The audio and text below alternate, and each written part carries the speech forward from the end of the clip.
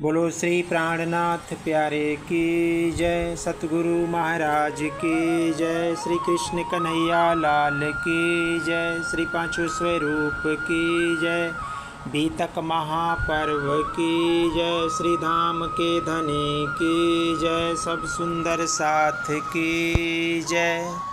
परम श्रद्धेय सुंदर साथ जी, आज हम सब बीतक महापर्व में 12वें दिन की कथा में हम सब प्रवेश कर रहे हैं। और कल आप सभी ने बड़े प्रेम भाव से चर्चा सुना कि प्राणनाथ जी किस तरह जागनी में अपना पूरा सहयोग करते हुए, कितनी परेशानियों को झेलते हुए अब वो आगे प्रयासरत हैं। इससे आगे आप सब कथा सुनेंगे। तो प्यारे सुंदर साथ जी, हम सब इस अध्यात्म की दुनिया में सुखपाल पर बैठकर बीतक चर्चा का सुख लेते हुए आप सभी सुंदर साथ के चरणों में हम स्वागत करते हुए आप सभी को कोटि सौ बार मैं प्रणाम करता हूँ।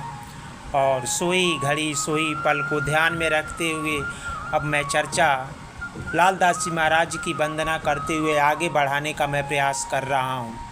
इधर कल आप सभी ने जो चर्चा सुना उसके आगे आप सुनेंगे कि प्राणनाथ जी जूनागढ़ से नौतनपुरी आए। यह संवत 1719 में कुतुब खान से पुनः जामनगर पर आक्रमण कर दिया। ध्यान से सुनेंगे प्यारे सुंदर साथ जी कि प्राणनाथ जी जूनागढ़ से ज्यों ही नौतनपुरी आते हैं तब तक कुतुब खान जामनगर पर आक्रमण कर देता है। उस समय महाराज जी के धाम हृदय में विराजमान अक्षरातीत राज जी महाराज ने प्रेरणा दी कि ये तुरंत जामनगर पहुंचकर सुंदर साथ की रक्षा करो। जूनागढ़ में बैठे बैठे प्राणनाथ जी ने अपने दिव्य दृष्टि से देख लिया था कि जामनगर के सुंदर साथ पर संकट आ रहा है। तब सुंदर साथ की रक्षा करने के लिए शीघ्र वह नौतनपुरी बिहारी जी के पास चले आए और उसने जामनगर के राजा के मंत्री का कार्य संभालने के बारे में बातचीत की। बिहारी जी की सहमति से 1720 में प्राणनाथ जी ने जामनगर राज्य के मंत्री पद का भार ग्रहण किया और सब सुंदर साथ का संकट अपने ऊपर ले लिया। समय पर कर टैक्स चुका न पाने के कारण गुजरात के सेनानायक कुतुब खान ने जामनगर पर आक्रमण कर दिया। प्राणनाथ जी ने कुतुब खान को विश्वास दिलाया कि उन्हें 1 वर्ष का समय दिया जाए ताकि वे बाकी सारा कर टैक्स चुकता कर देंगे, लेकिन यहाँ की जनता से रक्तपात न किया जाए। इस घटना के पश्चात कुतुब खान बिना रक्तपात किए ही अहमदाबाद चला गया। प्राणनाथ जी राज्य के कर्मचारी की सहायता से जनता से कर वसूलना प्रारंभ कर दिए और जामनगर के वजीर के साथ चलकर प्राणनाथ जी ने पुनः अहमदाबाद आए ताकि कुतुब खान से कर के संबंध में बातचीत की जाए। इसके पश्चात माया का काम छोड़कर ब्रह्म सृष्टियों की जागनी के कार्य में लग जाएंगे। जामनगर ज्यों ही राज्य में आए तो लगभग 3 वर्ष से यहाँ पर कर चुकता नहीं किया गया था। उस समय जामनगर राज्य जैसे जैसे छोटे छोटे हिंदू राज्य को मुगल सल्तनत के अधीन रहना पड़ता था और अपनी सुरक्षा के लिए उसे कर देना पड़ता था। प्राणनाथ जी जब जामनगर की मंत्री की हैसियत से कर चुकता करने के लिए अहमदाबाद गए तो उसके वायदे के अनुसार पूरा चुकता नहीं कर सके। परिणाम स्वरूप प्राणनाथ जी को कुतुब खान की कारागार में बंधक के रूप में रहना पड़ा। कर का राशि फिर भी नहीं मिलने पर कुतुब खान ने प्राणनाथ जी को फांसी पर लटकाने का फैसला कर दिया। जब यह सूचना कान जी भाई को मिली तो उन्होंने तेज कुंवर जी से उनकी वस्त्र मांगे और उन्हें पहनकर तेज कुंवर जी की भेष में प्राणनाथ जी से मिलने अहमदाबाद पहुंच गए। ब्रह्म सृष्टियों की जागनी की दुहाई लेकर उन्होंने जबरन प्राणनाथ जी को अपना वस्त्र पहना दिया और स्वयं प्राणनाथ जी के वस्त्र धारण कर कारागार में बंद हो गए। बोलिए प्राणनाथ प्यारे की जय, ब्रह्म मुनि कान जी भाई की जय। प्यारे सुंदर साथ जी, देखिए जागनी में कितनी कष्ट होना पड़ता है। इधर फांसी का भी डेट निश्चित है और उनको बचाने के लिए ये जेल के अंदर ही कान्हजी भाई क्या क्या नहीं रूप बदल करके खुद अपना फांसी पर चढ़ने के लिए तैयार हो जाते हैं। और इधर प्राणनाथ जी वहाँ से निकल करके दीव बंदर पहुँच जाते हैं। प्राणनाथ जी की जो फांसी की तिथि निश्चित थी, उस समय जब फांसी के लिए कान्हजी भाई को ले जाया गया, तब लंबे समय से कारागार में रहने से उनकी दाढ़ी बढ़ गई थी और उनके चेहरे पर मौलवी सा नूर झलक रहा था और ऐसा लग रहा था कि कोई पीर फकीर हो। फांसी के लिए जैसे ही उन्होंने कमरे से बाहर लाया गया तो कान्हजी भाई की जोश भरी बाणी गूंज उठी। सत्ता के नशे में चूर पागल बादशाह के नुमाइशमंदों, तुम शरीयत की ओट में जिस तरह भोली भाली गरीब जनता को खून चूस रहे हो, उसकी सज़ा तुम्हें ज़रूर भोगनी पड़ेगी। जब कज़ा के दिन अल्लाह ताला सबकी कज़ा करेंगे, उस समय तुम्हें दोजक की आग में बार बार जलाया जाएगा। तुम्हारे ये सारे जुल्म सबकी आँखों के सामने रहेंगे। तुम्हें किसी भी कीमत पर माफ़ी नहीं मिलेगी। पर ब्रह्म की कृपा से कान्हजी भाई की इस आवाज़ में इतना प्रभाव था कि चारों ओर सन्नाटा छा गया। क़यामत और कज़ा की हकीकत को सुनकर काजी, जल्लाद तथा सिपाही सभी थर्रा उठे। उन्होंने अपने मन में यह मान लिया कि यह तो खुदा का कोई फ़कीर है। यदि हमने इसे फांसी दे दी तो इसकी बद्दुआ हमारा नाश कर देगी। परिणाम स्वरूप सर्व संपत्ति से कान्हजी भाई को छोड़ना पड़ा। कान्हजी भाई हंसते हंसते तेज कुंवर जी के पास आए और सारा वृत्तांत कह डाला। सब कुछ सुनकर तेज कुंवरी जी खुशी का ठिकाना न रहा। इधर प्राणनाथ जी अहमदाबाद से चलकर दीव बंदर पहुँचे और दृढ़ निश्चय कर लिया कि केवल जागने का ही कार्य अब हम करेंगे।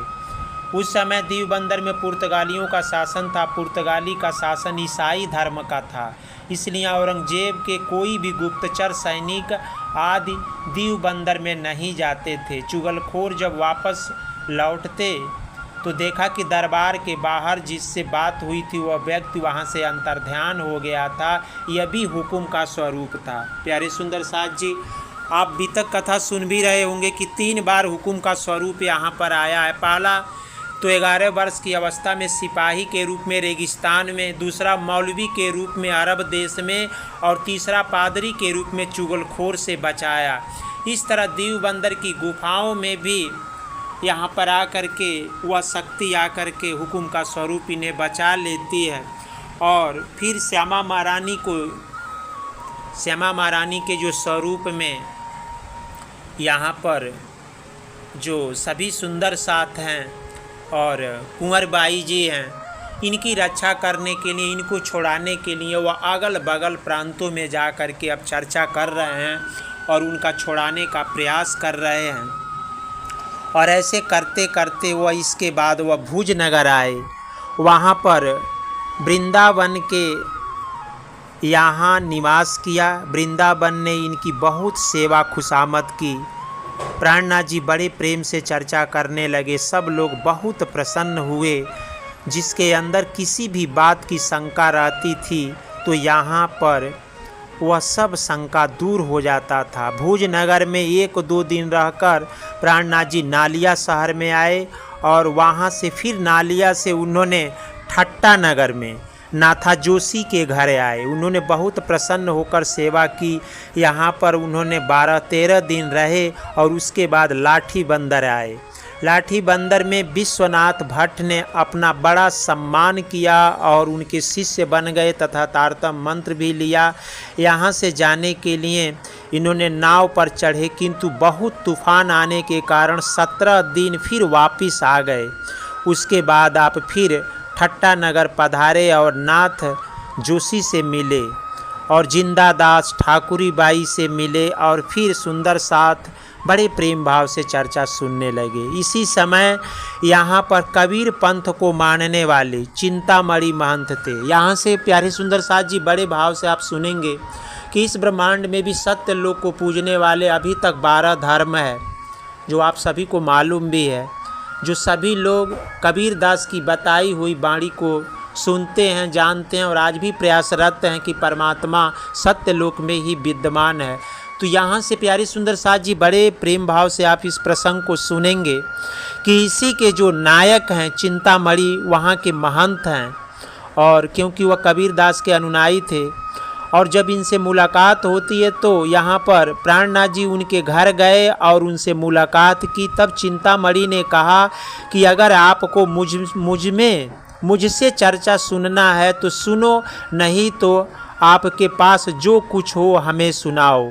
प्राणनाथ जी ने कहा हम तो सुनने के लिए ही आए हैं। और फिर चर्चा प्रारंभ होती है एक कमाल की साखी से।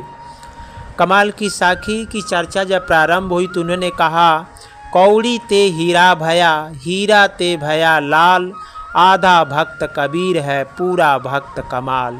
तब प्राणनाथ जी ने कहा कि तुमने जो कबीर को आधा भक्त कहा है, किंतु तुमको अभी कबीर की पहचान नहीं है कि वे कितने महान थे। दोनों की पहचान करके देखो। फिर प्राणनाथ जी ने एक कबीरदास जी की एक चौपाई सुनाया।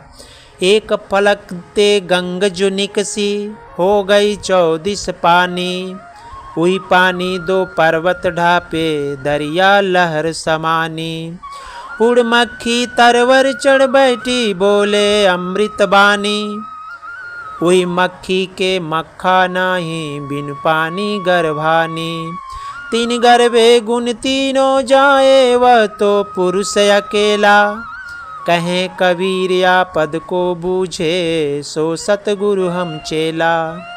यहाँ पर बड़े सुंदर भाव से इन्होंने वर्णन किया माया ब्रह्म क्या है, माया प्रकट कैसी हुई, ये संसार कैसे प्रकट हुआ। समय के अभाव में मैं इसका विस्तार नहीं कर रहा हूँ। तो प्यारे सुंदर साथ जी फिर इन्होंने पूछा कि अब इसका अर्थ आप बताइए। तो इसका पूर्ण रूप से उन्होंने ठीक से चिंतामणि ने अर्थ का रूपांतरण नहीं कर पाया और वह अपनी हार स्वीकार कर लिए। दूसरे दिन ही चिंतामणि ने प्राणनाथ जी के घर गए और नाथा जोशी के यहाँ अटारी पर चर्चा करते थे। चिंतामणि वहाँ जाकर बड़े ध्यान से चर्चा उसके बाद से लगे सुनने। उनके कई शिष्य थे, वे भी बड़े प्रसन्न हुए और 2-3 दिन चर्चा सुनने के बाद सब प्राणनाथ जी ठाकुर के चरणों में आ गए। चिंतामणि ने उनसे कहा कि मेरे शिष्यों के सामने मेरी लाज रखिएगा। तब प्राणनाथ जी को जोश आया और रात्रि के एक किरंतन उतरा, सुनो रे सत्य के बंजारे। बड़ा लंबा प्रसंग है किरंतन का प्यारे सुंदर साथ जी। जो बाणी का वाचन करते होंगे इनको सुनेंगे भी कि सुनो रे सत्य के बंजारे। यह इतनी सुंदर किरंतन की बाणी उतरी और किरंतन की बाणी उतरते ही सुबह चिंतामणि को वह सुनाया और समझाया। तब उन्हें अपनी पहचान हुई और अपने सभी शिष्यों के साथ श्री प्राणनाथ जी के वो शिष्य बन गए और उन्होंने तारतम दीक्षा लिया।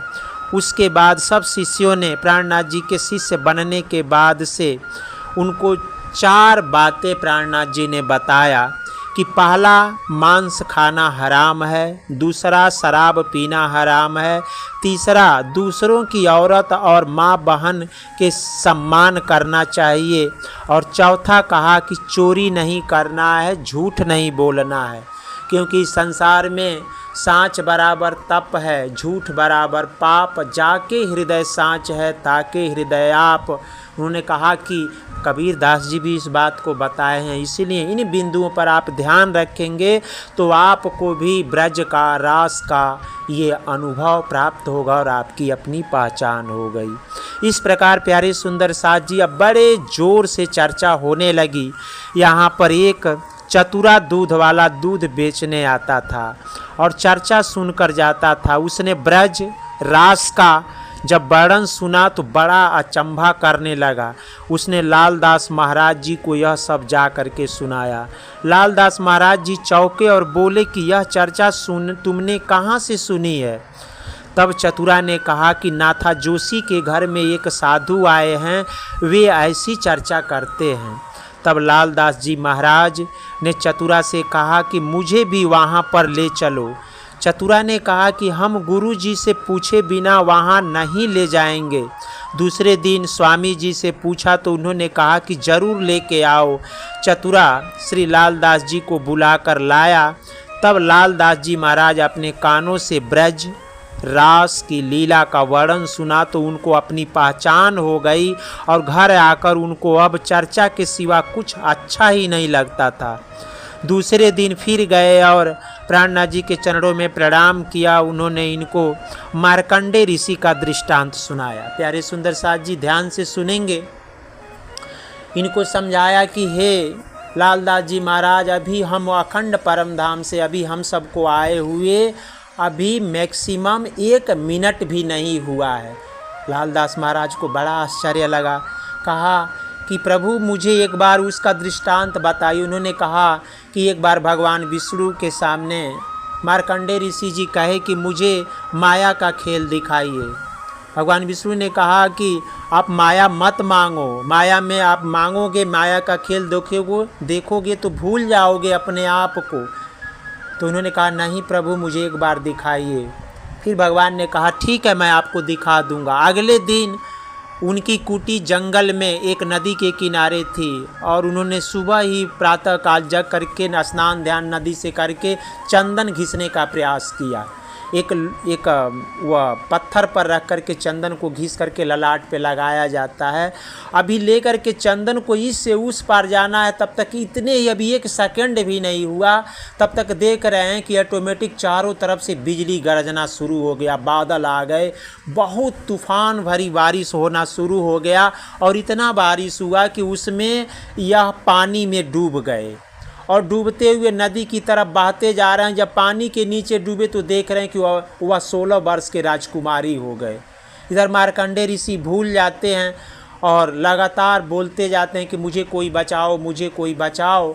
तब तक बहते बहते जा रहे हैं तो आगे एक नदी के किनारे एक धोबी कपड़ा धो रहा था। जब इनको देखा तो इनका स्वरूप देख करके वह मोहित हो गया। कहा कि आपको मुझसे शादी करना पड़ेगा तब मैं आपको बचाऊंगा। इन्होंने कहा कि सबसे पहले मुझे बचाओ तब न शादी करोगे।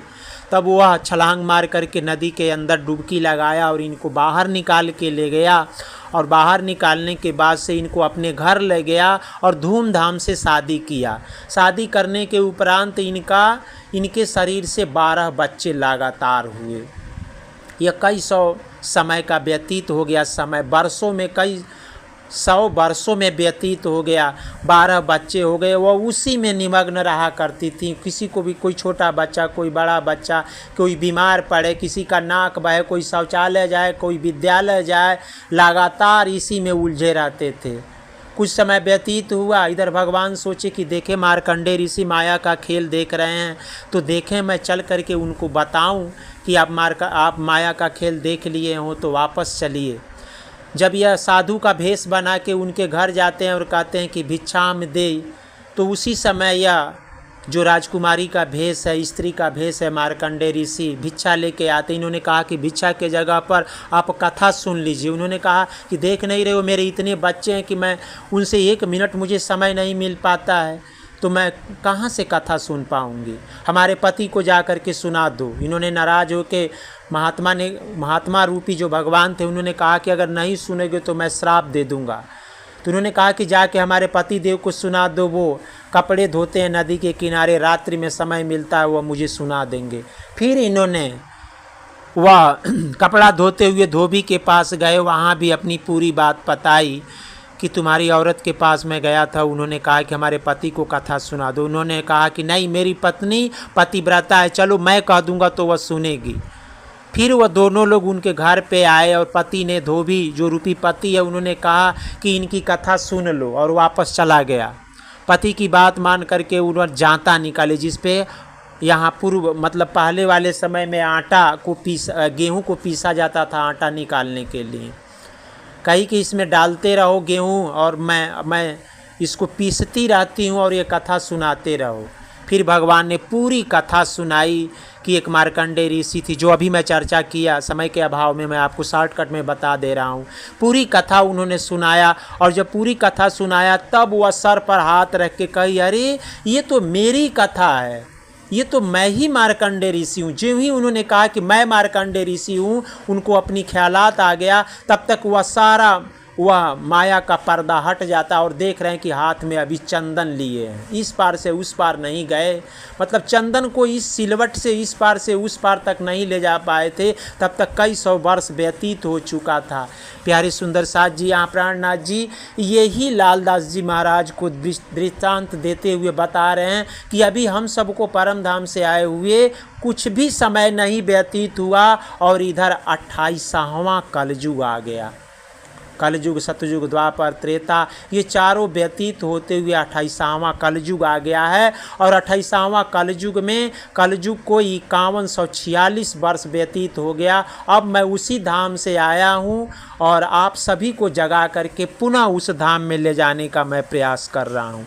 जब यह कथा लालदास जी महाराज ने सुना तो उनकी आंखें खुल गई और खुलने के बाद से वह बड़ा प्रसन्न हुए और धनी की भक्ति करने में वह मग्न हो गए।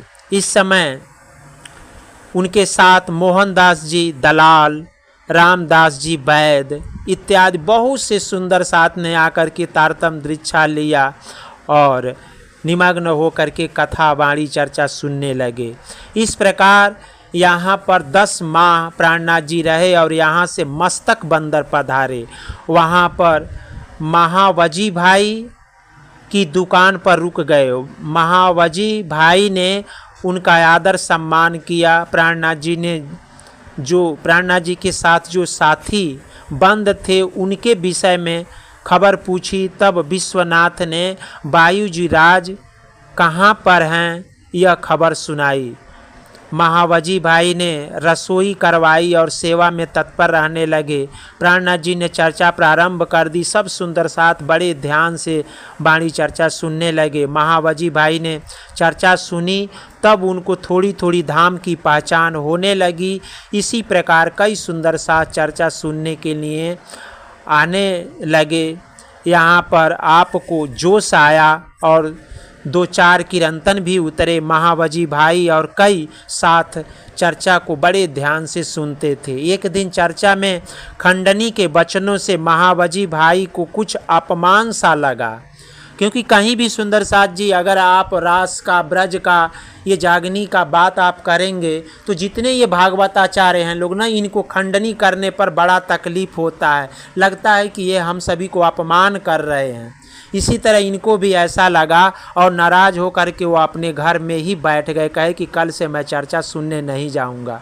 जब रात को महावजी भाई सो गए तो उनको श्रीराज जी महाराज ने उनको एक तमाचा मारा और कहा कि तू नाराज होकर क्यों पड़े हो, वहाँ जाकर उनकी पहचान करो और विचार करो कि वे कौन हैं।